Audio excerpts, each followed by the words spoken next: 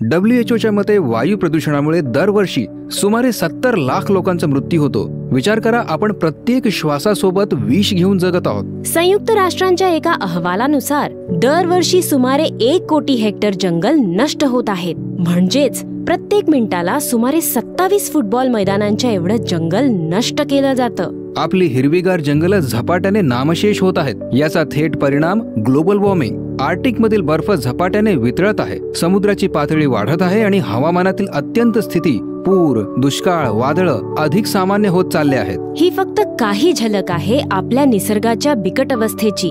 परिस्थिती खरोखरच चिंताजनक आहे. कोणी म्हणेल की हे तर सरकारने करायचं काम आहे, आपण सामान्य लोक काय करू शकतो? असं अजिबात नाही.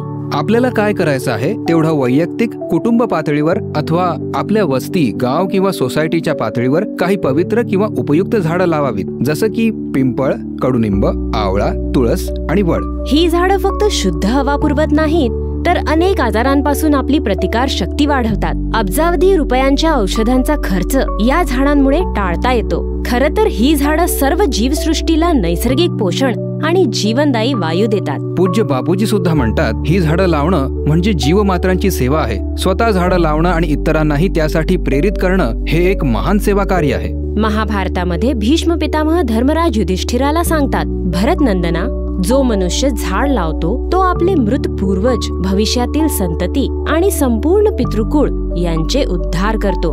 जे झाड लावतो ती झाडं त्याच्यासाठी संतती समान असतात. त्या पुण्याच्या बळावर त्याला स्वर्ग आणि अक्षय लोकांची प्राप्ती होते.